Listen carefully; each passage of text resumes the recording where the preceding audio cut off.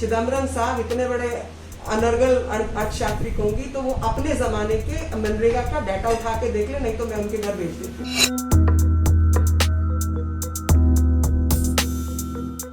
20 लाख करोड़ का इन्होंने घोषणा कर दी, खाली सीधी घोषणा कर दी और सीधे पैसे जो है लोगों के खातों में जा रहे हैं, चाहे वो किसान का पैसा या अन्य पैसा है।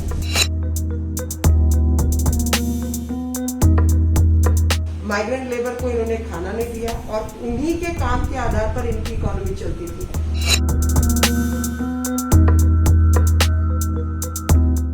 मॉन्यूमेंटल फेलियर हम मनरेगा को नहीं बताते थे, आपके काम करने के तरीके को बताते थे। आप उसमें 22,000 करोड़ की घोषणा करते थे जिसमें से 10,000 करोड़ भी खर्च नहीं होता था। आप 32,000 की घोषणा करते थे जिसमें 22,000 करोड़ 15,000 करोड़ का घोषित नहीं होता था। हमने आकर मनरेगा को कैसे चलाना है और कैसे उसको काम से जोड़ना है वो करके दिखाया। हमारी जो सक्सेस है, हमारी जो क्षमता है वो चीजें इंप्लीमेंट करने की है, केवल भाषण देने की नहीं है। और चिदम्बरम साहब इतने बड़े अनर्गल अर्थशास्त्री होंगी तो वो अपने जमाने के मनरेगा का डाटा उठा के देख ले, नहीं तो मैं उनके घर भेज दूँ। समझने में पढ़ने में कमी है तो उसका इलाज मेरे पास नहीं है, लेकिन ये सारी स्कीम्स पर स्कीम बाय स्कीम एलोकेशंस है। और एक उदाहरण के लिए छोटी सी चीज जो कि बहुत आसानी से समझी जा सकती है कि पहले मनरेगा के अंदर हम लोग अगर 50,000 करोड़ रुपया दे रहे थे तो 60,000 करोड़ दे रहे थे, उसको एक्सपैंड करके 40,000 करोड़ स्कीम में ऐड किया। मनरेगा बजट का हिस्सा है, लेकिन उसके अंदर कितनी रकम और जोड़ी गई है वो बात का हिस्सा है, तो इसलिए वो कोरोना पैकेज का हिस्सा है। इसी प्रकार से चाहे वो अन्य स्कीम्स हैं, चाहे किसानों से जुड़ी हुई योजनाएं हैं, फूड चेन से जुड़ी हुई योजनाएं हैं, हर चेन को एक्सपैंड करके हर चेन के अंदर एक्स्ट्रा पैकेज, एक्स्ट्रा पैसा दिया गया है। लेकिन मुझे लगता है कांग्रेसियों को इस वक्त बहुत दुख हो रहा होगा। 20 लाख करोड़ का इन्होंने घोषणा कर दी, खाली सीधी घोषणा कर दी और सीधे पैसे जो है लोगों के खातों में जा रहे हैं, चाहे वो किसान का पैसा या अन्य पैसा है।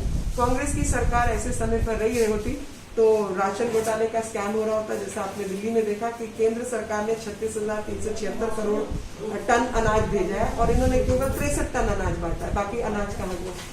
चाहे उसमें ये डीबीटी नहीं करके तो पैसा जो ट्रांसफर होना है किसान को, मजदूर को, इसका उसका, माइग्रेंट लेबर को उसका घोटाला कर रहे होते, तो इनका जो 10% मारा गया ना, इनको तकलीफ उसी बात की। तो शायद कफलिंग पहन के बैठी हुई है तो वो तो कुछ करेगी नहीं, वो तो बताएगी नहीं कि आपकी राज्य सरकारों ने कोई काम नहीं किया।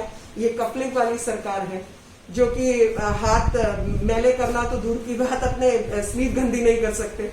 ये लोग वो हैं जिन्होंने क्षेत्र के अंदर, आप कोई भी राज्य उठा के देख लीजिए, कांग्रेस शासित प्रदेश और अन्य प्रदेश, आप देखिए जहां जहां सबसे ज्यादा गड़बड़ हुई है वहां पर ये सारी सरकारें शामिल हैं। और मैं दिल्ली का उदाहरण इसलिए बार बार देती हूँ कि मैं दिल्ली से हूँ और मुझे मालूम है, चाहे वो राजस्थान है या अन्य राज्य है, सब जगह इस तरीके की गड़बड़ें हुई है।